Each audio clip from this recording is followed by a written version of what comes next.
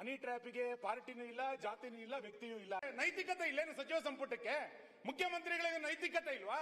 ನಿನ್ನೆ ಸದನದ ಒಬ್ಬರು ಸಚಿವರು ಹನಿ ಟ್ರ್ಯಾಪಿನ ಕುರಿತಂತೆ ಈ ಸದನದಲ್ಲಿ ಈ ವಿಷಯವನ್ನ ಉಲ್ಲೇಖ ಮಾಡಿದ್ದಾರೆ. ಬಹುಶಃ ನಮ್ಮ ಶಾಸನ ಸಭೆಯಲ್ಲಿ ಈ ರೀತಿಯಾದಂತಹ ಒಂದು ಘಟನೆ ಮೊದಲನೇ ಬಾರಿಗೆ ನಡೆದಿದೆ ಅಂತ ನಾನು ಅನ್ಕೊಳ್ತೇನೆ.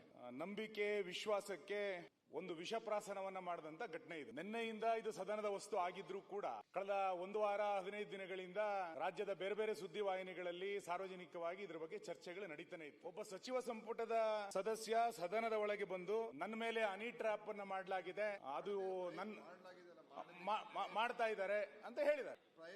ಆ ಮನೆಯ ಸದಸ್ಯ ಅಫಿಷಿಯಲಿ ಟಿವಿಗೆ ಇಂಟರ್ವ್ಯೂ ಕೊಟ್ಟಿದ್ದಾರೆ, ನನ್ನ ಮೇಲೂ ಕೂಡ ಹನಿ ಟ್ರ್ಯಾಪ್ ಅನ್ನು ಮಾಡಲಿಕ್ಕೆ ಪ್ರಯತ್ನವನ್ನ ಮಾಡಿದ್ರು ಅಂತೇಳಿ ಆ ಮನೆಯ ಸದಸ್ಯನು ಕೂಡ ಒಬ್ರು ಹೇಳಿಕೆಯನ್ನು ಕೊಟ್ಟಿದ್ದಾರೆ, ನಿಮ್ದೇ ಪಾರ್ಟಿಯವರು. ಈ ರೀತಿ ಒಬ್ಬ ನಿಮ್ಮ ಸಚಿವ ಸಂಪುಟದ ಸದಸ್ಯರೊಬ್ರು ಹನಿ ಟ್ರ್ಯಾಪ್ ನ ಫ್ಯಾಕ್ಟರಿ, ಸಿಡಿ ಫ್ಯಾಕ್ಟರಿ ರಾಜ್ಯದಲ್ಲಿ ನಡೀತಾ ಇದೆ ಅಂತ ಅಂದಾಗ್ಲೂ ಕೂಡ ಇದನ್ನ ಸರ್ಕಾರ ಗಂಭೀರವಾಗಿ ತೆಗೆದುಕೊಳ್ಳೋದಿಲ್ಲ ಅಂತಂದ್ರೆ ನಾವೆಲ್ಲ ಒಂದು ಗೌರವವಾಗಿ ಶಾಸನ ಸಭೆಗೆ ಬಂದಂತವ್ರು. ಹನಿ ಟ್ರ್ಯಾಪಿಗೆ ಪಾರ್ಟಿನೂ ಇಲ್ಲ, ಜಾತಿನೂ ಇಲ್ಲ, ವ್ಯಕ್ತಿಯೂ ಇಲ್ಲ. ಹನಿ ಟ್ರ್ಯಾಪಿಗೆ ಕೇವಲ ಅಧಿಕಾರದ ದಾಹ ಅಷ್ಟೇ, ಬೇರೆ ಏನಿಲ್ಲ.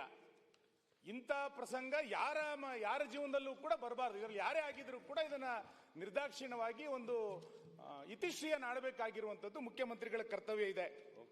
ಆ ಹಿನ್ನೆಲೆಯಲ್ಲಿ ನಾನು ನಿಮ್ಮ ಹತ್ರ ಆಗ್ರಹ ಮಾಡೋದು, ಬಜೆಟ್ ಅನ್ನ ಪಾಸ್ ಮಾಡಿಕೊಡ್ಲಿಕ್ಕೆ, ನಿಮ್ಮ ಉತ್ತರ ಕೇಳಲಿಕ್ಕೆ ನಾವೆಲ್ಲರೂ ಉತ್ಸುಕರಾಗಿದ್ದೀವಿ, ಇದ್ರ ಬಗ್ಗೆ ಎರಡನೇ ಮಾತಿಲ್ಲ.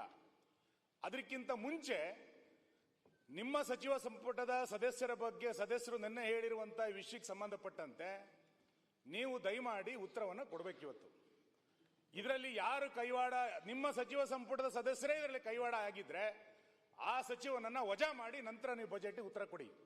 ಇಲ್ಲ ಅಂತಂದ್ರೆ ಯಾರ ನೈತಿಕತೆಯೂ ಉಳಿಯೋದಿಲ್ಲ ಈ ಸದನದಲ್ಲಿ, ಯಾರ ನೈತಿಕತೆಯೂ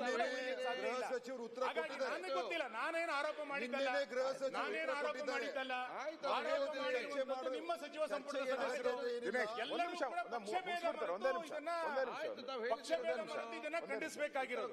ಹಾಗಾಗಿ ನನಗೆ ಗೊತ್ತಿಲ್ಲ, ಇಂಟೆಲಿಜೆನ್ಸಿ ಇರುವಂತದ್ದು ನಿಮ್ಮ ಹತ್ರ, ನನ್ನ ಹತ್ರ ಇಂಟೆಲಿಜೆನ್ಸಿ ಇಲ್ಲ, ಹೋಮ್ ಮಿನಿಸ್ಟರ್ ಹತ್ರ ಇಂಟೆಲಿಜೆನ್ಸಿ ಇಲ್ಲ, ನಿಮ್ಮ ಹತ್ರ ಇಂಟೆಲಿಜೆನ್ಸಿ ಇರೋದು.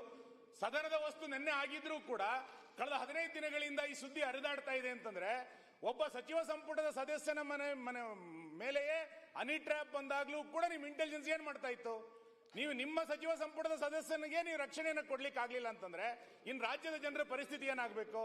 ಹಾಗಾಗಿ ಇದರಲ್ಲಿ ನಿಜವಾಗ್ಲೂ ನಿಮ್ ಪಕ್ಷದವರೇ ಇದ್ರೆ ಅಥವಾ ನಮ್ಮ ಪಾರ್ಟಿಯಲ್ಲಿ ಯಾರು ಇದ್ರೆ ದಯಮಾಡಿ ಅದನ್ನು ವಜಾ ಮಾಡಿ ನಂತರ ನೀವು ಬಜೆಟ್ ವಿಷಯಕ್ಕೆ ಬನ್ನಿ. ಇಲ್ಲ ಅಂತಂದ್ರೆ ಈ ಸದನ ಗೌರವ ಬರ್ಲಿಕ್ಕೆ ಸಾಧ್ಯ ಇಲ್ಲ. ಹಾಗಾಗಿ ಇಲ್ಲಿ ಒಬ್ಬ ಸಚಿವ ಮೊಗಸಾಲೆಯಲ್ಲಿ ಕೂತ್ಕೊಂಡು ನಮ್ಮ ಪಾರ್ಟಿಯರೇ ಇದಕ್ಕೆ ಯಾರೋ ಇದಾರೆ ಅಂತ ಒಬ್ರು ಹೊರಗಡೆ ಹೇಳಿಕೆ ಕೊಡೋದು, ಇನ್ನೊಬ್ರು ಇಲ್ಲಿ ಬಂದು ನನ್ನ ಮೇಲೆ ಹನಿ ಟ್ರ್ಯಾಪ್ ಮಾಡುವಂತ ಪ್ರಯತ್ನ ನಡೆದಿದೆ ಅಂತೇಳಿ ನಾನು ಗೃಹ ಸಚಿವರಿಗೆ ತನಿಖೆ ಮಾಡಿ ಅಂತ ಇಲ್ಲಿ ಸದನದಲ್ಲಿ ರಿಕ್ವೆಸ್ಟ್ ಮಾಡಿದ್ರೆ ಏನಾಗಬೇಕು ಇಲ್ಲಿ ಪರಿಸ್ಥಿತಿ? ಹಾಗಾಗಿ ಸಚಿವ ಸಂಪುಟ ಹೆಂಗ್ ನಡೀತಾ ಇದೆ? ನೈತಿಕತೆ ಇಲ್ಲೇನು ಸಚಿವ ಸಂಪುಟಕ್ಕೆ? ಮುಖ್ಯಮಂತ್ರಿಗಳಿಗೆ ನೈತಿಕತೆ ಇಲ್ವಾ? ಹಾಗಾಗಿ ದಯಮಾಡಿ ನೀವು ಬಜೆಟ್ಗೆ ಆಮೇಲೆ ಬನ್ನಿ, ನಾಳೆ ಸೋಮವಾರಕ್ಕೆ ಬಜೆಟ್ ಮುಂದೂಡಿ, ಏನು ತೊಂದರೆ ಇಲ್ಲ. ಫಸ್ಟ್ ಇದಕ್ಕೊಂದು ಆನ್ಸರ್ ಮಾಡಿ ರಾಜ್ಯದ ಜನರಿಗೆ ಒಂದು ನೈತಿಕವಾದಂತ ಬೆಂಬಲ ಕೊಡಿ. ಇಲ್ಲಿ ಯಾರು ಹೆಂಗ್ ಬೇಕಾದ್ರೆ ಅಧಿವೇಶನ ನಡೆಯುತ್ತೆ, ಯಾರು ಹೆಂಗ್ ಬೇಕಾದ್ರೂ ಹನಿ ಟ್ರ್ಯಾಪ್ ಮಾಡಬಹುದು ಅಂದ್ರೆ ಆಗಲ್ಲ. ನಿಮ್ಮ ನಾಡಿದು ನಿಮ್ ಚೇರಿಗೂ ಧಕ್ಕೆ ಬರುತ್ತೆ, ಇನ್ನೊಬ್ರು ಚೇರಿಗೂ ಧಕ್ಕೆ ಬರುತ್ತೆ. ಇದನ್ನ ಯಾವ ಕಾರಣಕ್ಕೂ ಸಹಿಸಿಕೊಳ್ಳಿಕ್ ಸಾಧ್ಯ ಇಲ್ಲ. ಹಾಗಾಗಿ ನೀವು ದಯಮಾಡಿ ಮಾನ್ಯ ಮುಖ್ಯಮಂತ್ರಿಗಳೇ, ಈ ಸದನದಲ್ಲಿ ದೇಶಪಾಂಡೆ ಬಿಟ್ರೆ ನೀವೇ ಹಿರಿಯ ಸದಸ್ಯರು, ನಮಗೆಲ್ಲರಿಗೂ ಕೂಡ ಮಾರ್ಗದರ್ಶನ ಮಾಡಬೇಕು. ಈ ಸದನದ ನೈತಿಕತೆಯ ಮೌಲ್ಯವನ್ನ ಎತ್ತಿಡಿಬೇಕು ನೀವು ಇವತ್ತು. ಹಾಗಾಗಿ ನೀವು ಬಜೆಟಿನ ಬಗ್ಗೆ ಆನ್ಸರ್ ಅನ್ನು ಕೇಳಲಿಕ್ಕೆ ನಾವು ತಯಾರಿಲ್ಲ. ಈಗ ನೀವು ಅದಕ್ಕೆ ಉತ್ತರ ಕೊಟ್ಟು ನಂತರ ಇದಕ್ಕೆ ಬಜೆಟ್ ಬಂದ್ರೆ ನಾವು ಆ ಬಜೆಟ್ ಅನ್ನ ಪಾಸ್ ಮಾಡ್ಕೊಡ್ಲಿಕ್ಕೆ ನಮ್ದು ಏನು ವಿರೋಧ ಇಲ್ಲ, ನಾವು ಮಾಡ್ಕೊಡ್ತೀವಿ. ಆದ್ರೆ ಇದಕ್ಕೆ ಉತ್ತರ ಕೊಡಬೇಕು ಅಂತ ನಾನು ಆಗ್ರಹಿಸ್ತೇನೆ.